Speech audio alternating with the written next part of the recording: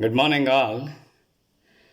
Today, it is the time to know the information about one of the very prominent artificial cooling processes, that is refrigeration. Friends, you all know that the process of refrigeration is very important for every application. The term refrigeration sounds to be very strange. Also, it is unique. What exactly is this refrigeration? Anyhow, in the course applied thermodynamics, very commonly, irrespective of any university, students will study refrigeration. How exactly one can define refrigeration? Refrigeration is the art of maintaining the temperature below that of surroundings. That is a beautiful definition what we can give for refrigeration. You all know that refrigeration system is very vital. Irrespective of any particular application, refrigeration plays a very astounding or a dominating role. That's why refrigeration and air conditioning we deal simultaneously.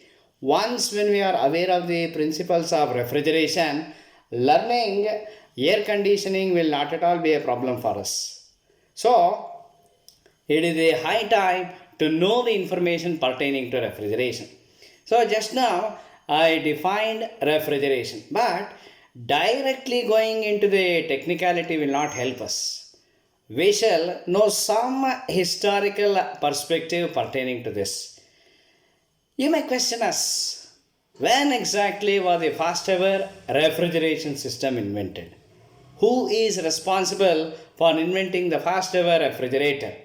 Friends, you can just imagine the origin of refrigeration system. Will you believe it or not? The first ever crude form of refrigeration was developed in around 8th or 9th century. So do not think that I am bluffing the information, that is a fact. Once when a person asks you who invented refrigeration, the answer should be straightforward. Your grandmother invented refrigeration. So this is really incredible or unfathomable, but that is a fact. But technically we have to speak. So, in the parlance of thermodynamics, if we take up the origin of refrigeration system, it dates back to 1755. When we just take up the chronological aspects pertaining to refrigeration, the first ever accurate form of refrigeration was developed by a Scottish inventor, that is William Cullen. So William Cullen took the initiative in developing the accurate form of refrigeration system. So the same personality, even he is associated with yet another astounding or amazing subject, that is cryogenics. So once we are aware of refrigeration, comprehending the aspects pertaining to cryogenics will be very easy. So friends, remember in 1755, Scottish inventor William Cullen developed the first ever refrigeration system. Later on, in 1758, two other physicists, one Benjamin Franklin, the other John Hadley, took the initiative in improvising the refrigeration system developed by William Cullen. Okay. Later, many other inventors were responsible in the development of refrigeration system. But if in any quiz program, if the quiz master questions you who is responsible for inventing the most accurate form of refrigeration system, you should name two. Okay, so William Cullen, John Hadley, Benjamin Franklin, they are all okay, but the exact promulgators responsible for developing refrigeration system are mainly two. One is Jacob Perkins in 1834 and James Harrison in 1856. So they were the persons responsible for developing the most accurate form of industrial refrigeration system. We are not just bothered about the domestic refrigeration system. Please bear in mind, we are even bothered about the industrial refrigeration system. It's okay, fine. So, this is about the brief historical prelude or perspective pertaining to refrigeration. Then, in the course Applied Thermodynamics, what exactly the students are supposed to bother? What are all the things one should clearly comprehend in learning refrigeration? Friends, after knowing the definition, after understanding the historical perspective, one should clearly understand the principle of operation. Okay, so you take up any specific or particular application in thermodynamics, one should be very much clear about the principle of operation. So, friends, you will question me, what exactly the principle of operation of a typical refrigeration system? So basically, in any refrigerator, whether we take up domestic or industrial refrigerator, mainly it comprises four components. We may find many other components, but very predominantly four components. Which are the four components? We shall go in the order.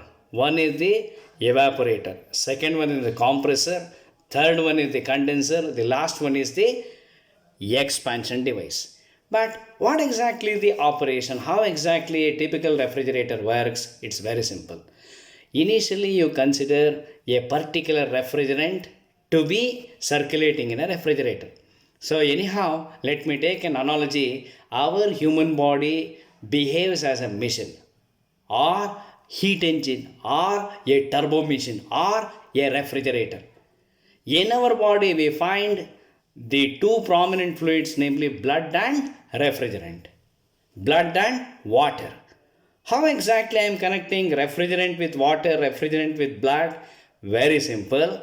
How exactly blood and water circulates in human body? In the similar way, it behaves in a refrigerator. So, whatever refrigerant stored in a tank, it will come to evaporator. Okay, remember, in the evaporator, heat is continuously supplied. Okay, so depending on the circulation of the refrigerant, the thermofluid medium, a refrigerator works. So, from the evaporator, it moves to compressor. Remember, in a refrigerator, compressor is very, very important. I'll come to that later. In the compressor, what normally happens? Whatever refrigerant that has directed from evaporator, it will come to compressor. Okay, compression takes place wherein high pressure, high temperature refrigerant will evolve. The same will be approaching towards what? Condenser. Remember, in the case of heat engines, it was even delivered in the previous lecture. In any heat engine, heat supplied at high temperature will be more than heat rejected at lower temperature. But remember, in a refrigeration system, heat rejection takes place at condenser. So condensation process is very, very important. Okay, compression, immediately it is condensation. So heat rejection at higher temperature will happen in a condenser. But heat addition at evaporation process takes place. So how you will calculate work done in the case of heat engines? It is heat added minus heat rejected. But remember, in the case of refrigeration system, how can one calculate work done in a refrigeration system? It is heat rejected minus heat added. Finally, what will happen? Evaporation is done, compression is done, condensation. Finally, we come to expansion device. In any expansion device of a refrigerator, lowest possible temperature is accomplished. So, if we are aware of the principle of operation of a simple refrigeration system, we can take up any particular classification. Okay, so we are done with the definition, we are done with historical perspective. Next is the principle of operation. Once when you are well acquainted with these aspects, then it is very easy for us to know the technicality of a refrigeration. Technicality means what? What exactly is encumbered in the technicality? Friends, when we need to know the technicality, please remember, we should be well familiarized with the prominent terms. In a refrigeration system, the first and the foremost thing what we need to be aware of is refrigeration capacity. Next comes refrigerating effect. The third one, very important, that is COP, coefficient of performance. Friends, anyhow, to control the general public, COP plays a very prominent role. Likewise, in the case of a typical refrigeration system, who is the driving potential or the controlling force? It is COP, that is coefficient of performance. Yes, in this context, one should be clearly aware of the difference between thermal efficiency and coefficient of performance. What is thermal efficiency? In analyzing any heat engine, how we normally define thermal efficiency? Work done by heat added. But in the case of refrigeration system, how can one define coefficient of performance? It is the ratio of heat added to work done by the refrigerator. So, thermal efficiency will always fall below 100%, but remember, coefficient of performance can be less than 1 or even it can exceed 1. So, the coefficient of performance of a refrigeration system may be 2.3, 4.8, 5, like that. Okay, so any thermodynamicist without knowing the exact difference between eta thermal and COP is useless. Okay, so bear in mind, one should be clearly aware of the technical terms: refrigeration capacity, refrigerating effect, coefficient of performance. Next comes relative coefficient of performance. Okay, all right. Anyhow, in the refrigeration system, is there any particular unit to measure? Yes. While learning the physics, didn't you not come across units and dimensions? For any physical quantity or parameter, unit is very important. Dimension is very prevalent.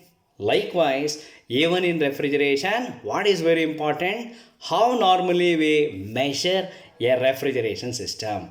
Friends, we take up a unit called ton of refrigeration. In a few textbooks, they write TON.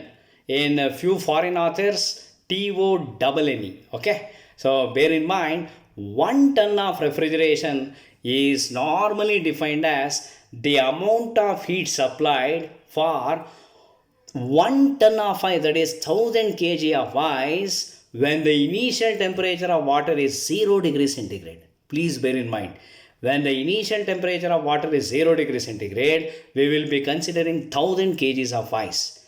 When we calculate thermodynamically, 1 ton will be equivalent to 3.5 to 3.87 kilowatts. That calculation is very important in solving any numerical problem on refrigeration. Excellent. We are getting the correct flow in comprehending refrigeration. Later, after knowing the technical terms, what we need to be well aware of. Friends, now we are coming to the predominant classification of refrigeration. Definition is done, historical perspective is done, principle of operation, the main components. Next comes the technical terms, later the predominant classification. Will you believe it or not, when you just open a textbook authored on refrigeration and air conditioning, when you just see to the index, you find nearly 10 to 15 types of refrigeration. But in the UG level or for the B students, they should be aware of 3 prominent systems. Which are they? Number 1 is air refrigeration system. Second one is vapor compression refrigeration system. The third one is very evident vapor absorption system. Okay, let me churn out some information so that you can get ready for the assessments or examination. You take a air refrigeration system. What exactly is that? When you just see to the name air refrigeration, what is the obvious meaning? It is very evident that air is used as the refrigerant. You'll raise a question. Can air be used as a refrigerant? Yes. At this point of time, you may question me. Will there be different forms of refrigeration? Will there be different types of refrigerants? Yes. Very prominently, primary and the secondary refrigerants are the classification. But in this, there are various forms of refrigerants. One can use ammonia as a refrigerant, freon as a refrigerant, methyl chloride, sulfur dioxide, water and whatnot. Okay, so usually in United States of America they use R134A. Okay, but to just know about the information at the surface level, this is very much sufficient. Friends, let me tell a point at this time. You may be in a position to measure Indian Ocean or Atlantic Ocean or Pacific Ocean, but if you wish to measure refrigeration, it is immeasurable. Okay? So the depth of comprehension in refrigeration is absolutely unassailable. Okay? So please bear this in mind. We were talking about air refrigeration system. How we can understand the operation? It is very simple. While learning heat engines, did you not come across Carnot cycle? It is very evident. When we came across gas turbines, did you not come across Brayton cycle? Yes. Why are we recapitulating those thermodynamic cycles at this point of time? Friends, it is very clear. If you are aware of ideal Carnot cycle and the Brayton cycle, air refrigeration you can understand without any difficulty. What is the idea? Very simple. When we wish to learn the principle of operation, it depends on two thermodynamic cycles. One is reversed Carnot cycle, the other one is reversed Brayton cycle. That's why please learn the fundamentals of heat engines and gas turbines very, very meticulously. You will not find any sort of difficulty while learning refrigeration. Okay, at this point, let me briefly recap. When students learned the gas turbine, did they not come across the very prominent components? Yes, in a gas turbine plant, which were the four very frequently discussed components? Correct. Compressor, combustion chamber, gas turbine, and finally cooler. The same order we will follow in the case of refrigeration also. In place of cooler we used what? Condenser. In place of heater we are using evaporator. Compressor, expander, they are the same. Okay, so this analogy is very important. In gas turbine, combustion chamber we used. What happens in a combustion chamber? Heat addition takes place. Similarly, in the case of refrigeration, what will happen? Evaporation. During evaporation, heat is added. But in the case of condensation, what will happen? Heat gets rejected. Which are the two other components? In place of gas turbine, we use very prevalent component, expansion device or the throttle valve. In case of compressor, it is compressor only. Okay? But why are we emphasizing this as reversed Brayton cycle? Oh, please bear in mind, the refrigerator will not be reversed. What will be reversed? The direction. Okay, so when you drew the PV and TS plots for ideal Carnot cycle and Brayton cycle, the direction of flow was different, but here it is reversed. So that is why it is reversed Carnot cycle and reversed Brayton cycle. Once when you are aware of the derivation for thermal efficiency of gas turbine using Brayton cycle, you will not find any sort of difficulty while learning reversed Brayton cycle. Okay, friends, that's why please learn ideal Carnot cycle and Brayton cycle very, very scrupulously. Okay, all right, I am giving the detail of air refrigeration. So, reversed Carnot cycle, reversed Brayton cycle are very important. But sometimes what may happen, if one is not aware of the alternate names, it will be fish out of water. Okay, majority of the students will be discombobulated or obfuscated. They will be in the state of confusion. What sort of confusion at this moment? Friends, remember reversed Brayton cycle is technically referred by the name Bell-Coleman cycle. Okay, so friends, once when you are aware of the derivations for reversed Carnot cycle and reversed Brayton cycle, solving problems will be cakewalk for you. Okay, this is all about a refrigeration system. Okay, which are the two other refrigeration systems we need to be familiarized? It is very evident: vapor compression refrigeration. Very normally one question, theoretical question or numerical problem will be asked in vapor compression refrigeration. What is that actually? With a neat sketch, you explain the principle of operation of a vapor compression refrigeration system. For about 8 to 10 marks, they will ask. So, how you will furnish the answer? With a neat flow diagram or a block diagram, you will explain the principle of operation.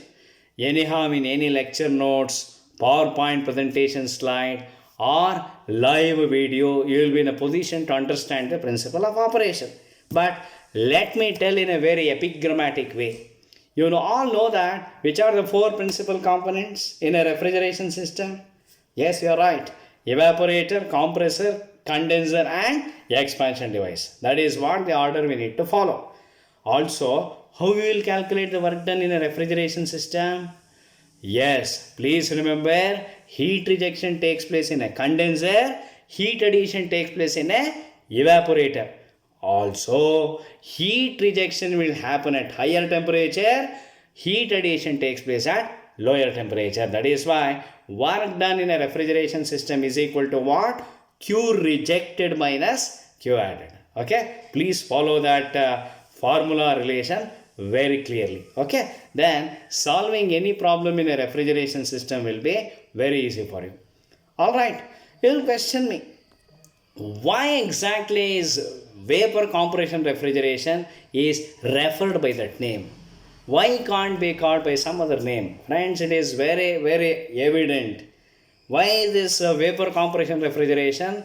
Why? Because as in the case of a human body, which is very vital, all parts in the human body are vital, but heart is very important. Likewise, in a vapor compression refrigeration system, it is very obvious that which is the heart? It is the compressor. Okay, so one should be clear that in a vapor compression refrigeration system, compressor is the heart. In vapor absorption refrigeration system, it is the absorber. Okay, in a vapor absorption refrigeration system, one can find absorber, heat exchanger and rectifier, but this is purely conventional. Alright, when you just write the flow diagrams for vapor compression refrigeration system and vapor absorption refrigeration system, you can clearly distinguish very clearly. Okay, so please understand the principle of operation of both vapor compression refrigeration and vapor absorption refrigeration. Finally, if these information are clear, can any student be in a position to solve the numerical problems in refrigeration?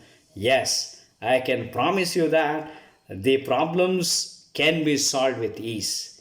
Alright, let me give a tip in how to tackle a numerical problem in a refrigeration. Usually for undergraduate students, they normally emphasize on air refrigeration, vapor compression and vapor absorption refrigeration system. Irrespective of the type of refrigeration system, please bear in mind, you should be in a position to calculate coefficient of performance clearly. What is the formula for COP? It is Q divided by W. So, you should be in a position to initially calculate COP for any refrigeration system. Either at all, will they be asking any other question? Yes, they may ask the students to calculate refrigerating effect. They may ask to calculate the tonnage of a refrigerator. What is the magnitude of power delivered by a compressor in a refrigerator? These things they will ask in the examination. Friends, please bear in mind, without employing thermodynamic data handbook or steam tables, you will not be in a position to solve any problem. Very easy. In basic thermodynamics, you used thermodynamic data handbook for solving problems in pure substances, ideal and real gases. Likewise, in the applied level of thermodynamics, students were in a position to solve problems on vapor power cycles by employing thermodynamic data handbook. Here also the same raga. Okay, so you will not find any sort of difficulty in solving any problem in refrigeration.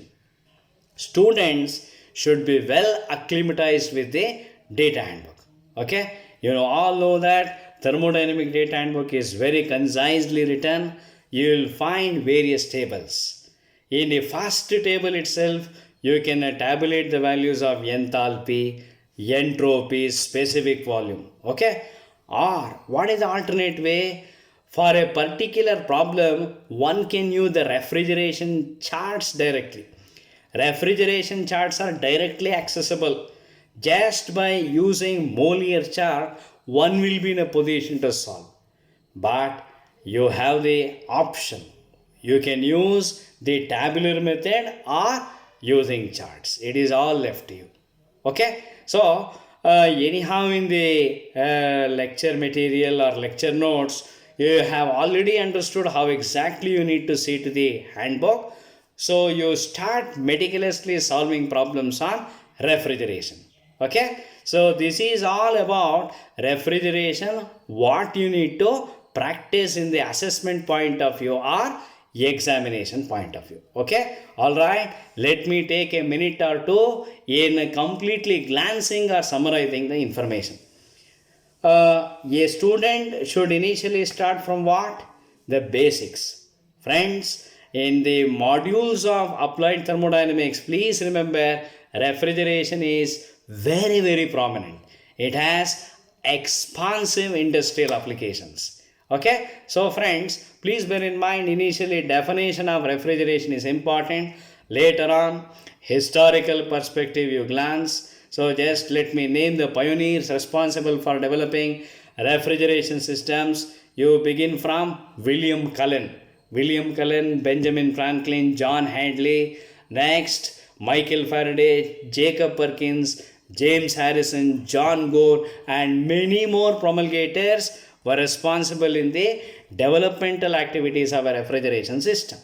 Later on, what we need to be aware of, very, very important in the examination point of view, principle of operation.